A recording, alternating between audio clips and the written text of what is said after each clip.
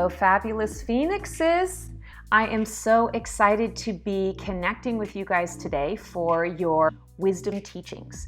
Meditation is, I want to say, in many ways, horribly misunderstood.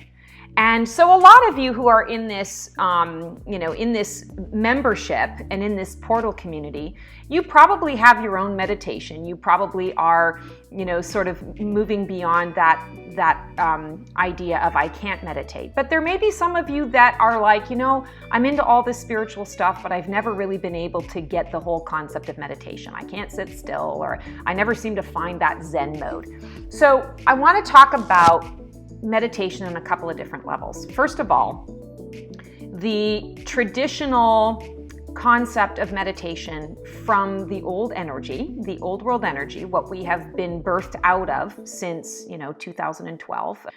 We no longer need to sit Buddha-style cross-legged chant an Om for 20 minutes or taking an hour or taking a day and starving yourself and, meditating in order to get to that elevated state.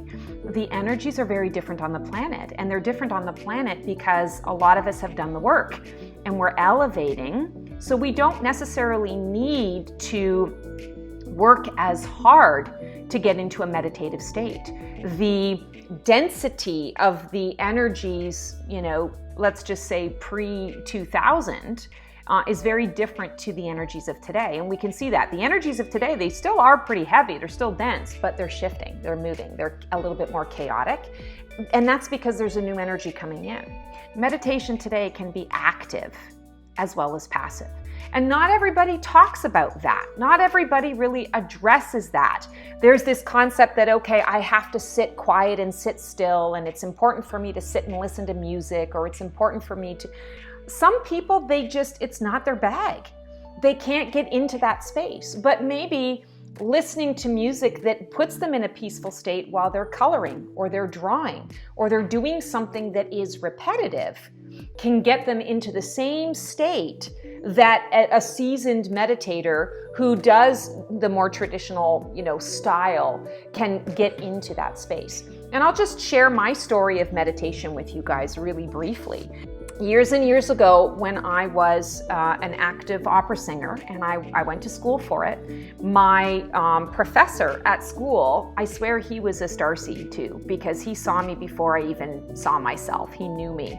You really could benefit from, he suggested yoga for me, he suggested qigong for me, and he also said, I really recommend you start meditating because your whole body is so constricted.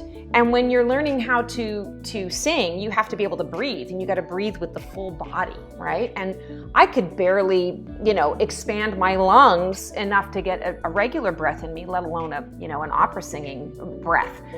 And so I went to the local metaphysical store and I picked up some CDs. That's how old I am. And they didn't have any words with them. And so, I was like, okay, he tells me to do this and this is going to improve. I'm going to do whatever because I want to improve. This is what I do.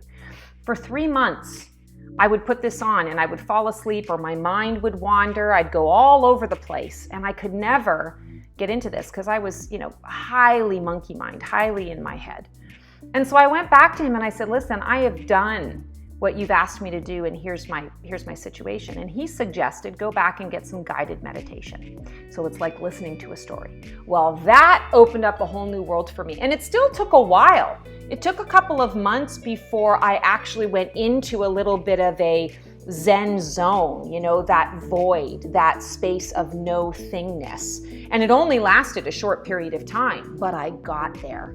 And once I experienced that, then it was, okay, I want more of that. It was not easy. And I'm going to say to you now, meditation is not something that you should attempt to do or to accomplish, because it totally negates the whole purpose of meditation when you're in that space of goal orientation.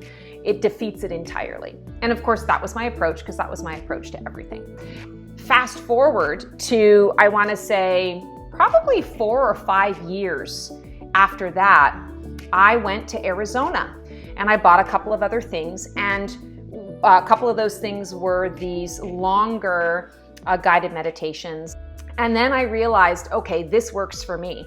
It worked for me for a couple of years and then it stopped.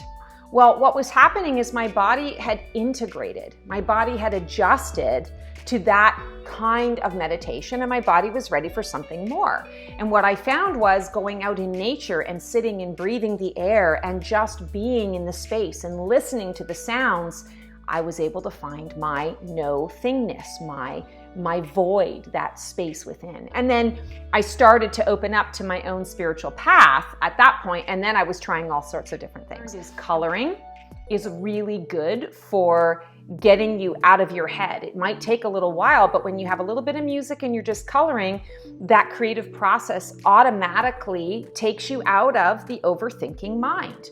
Because that's exactly what happens is our mind just takes over and we're thinking about the grocery list, we're thinking about all the different things that happened during the day, we're thinking about things that happened 10 years ago.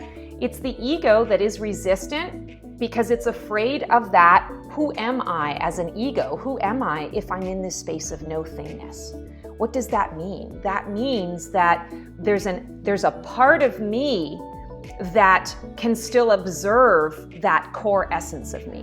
When the passive form stopped working for me, I had to expand into the active form, which is, it can be running, like I said, painting or coloring, but there are many different ways that you can really connect with that core space and that core self. So I always like to tell clients when I'm talking about this, when they say, I can't meditate, I've never been able to meditate, step outside of that old antiquated version of what meditation is supposed to be and go more into that space of finding those places where you lose yourself in an activity. And it is helpful when you're doing something that's a bit mindless or repetitive. That helps to get that flow. But that's really the flow that you're looking for. And there are times when I can't meditate to save my life. And that's today. In fact, yesterday I tried to meditate. I tried 4 different types of meditation. I just couldn't do it. And I was like, all right, I'm letting it be what it is. I'm clearly not meant to do that right now. I'm meant to be present and sometimes mindfulness meditation, being present is what we need. That's a meditation in itself. Petting your cat or your dog is meditative. So I hope this is kind of helping to give you an idea, or for those of you who may be a little nervous and still feel like you can't meditate, to give you some ideas on how to try other things out, staring into a flame and just allowing your eyes to go soft as you're staring into the flame. Don't have expectations. Set aside, where you're going to try this and you say, nobody's going to bug me for an hour. So for the next hour, I'm going to set my intention that I'd like to connect. I'd like to meditate. I'd like to connect. Or maybe I'd just like to be present. And whenever you catch your mind wandering in that time, don't beat yourself up and say, oh, guess I can't do this. It's instead, okay, my mind has wandered. Thank you for sharing with me, ego, that you are still, resisting. I appreciate you. Go sit in the corner, lollipop, coloring book, mind your biz. And I'm going back into that core space within myself, or I'm going back to the activity that I've chosen. I'm going for the walk, or I'm going for the run, or I'm coloring. I'm watching the flame. I'm watching the click, click, click. I'm listening to the sounds. I'm listening to drum beats that are very consistent and repetitive. So just redirect the brain back without fighting it.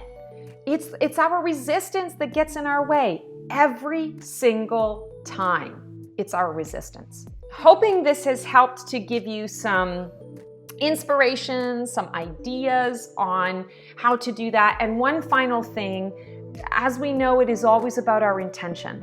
So when you're going into sort of a meditative state, or you just need a little bit of a calmness, set that intention. Don't be afraid to call in your archangels. Don't be afraid to call in your guides, your dream team, your gatekeeper. Don't be afraid to even talk to your ego mind and say, I'm about to do this thing. And I know you don't like it all the time when I do this. I'm not excluding you. I'm involving you, but you need to observe quietly because this needs to happen. Set that intention, set that tone, and talk to yourself I know that's not always something that we prescribe, that the rest of the world thinks that that's necessarily healthy. But it's important for you to talk to yourself because, quite frankly, we do have a lot of voices in our heads. And a lot of those voices are not ours, but they're connected to the fear, they're connected to the ego, they're connected to the scatteredness of the energies that we are being affected by, right? Rein it in. Have the conversation. Go straight, right to the horse's mouth. Okay, ego, I know that typically you have a hard time with me when I do this kind of thing. So we're going to do things a little differently today. You're allowed to observe. I want you to be a part of, but you are not allowed to speak. And then okay, when all of these other voices are coming in, I set you to the side. I don't even have to engage with you. I'm simply setting you to the side. And I'm opening to the true spaces that are within my soul. It's vast. It's vast, and we need those spaces. That's why we try to meditate. We try to get into that, I'm connecting with self again. And meditation can be about connecting with our guides, but meditation doesn't have to be that. Meditation can be just connecting to the stillness within our soul. It's reconnecting to our core.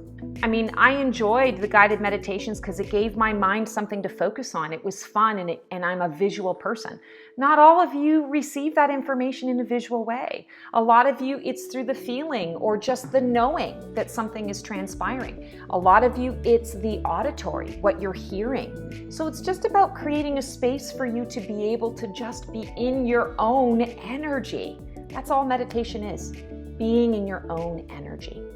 Hoping this is helpful. Sending you guys lots and lots of love.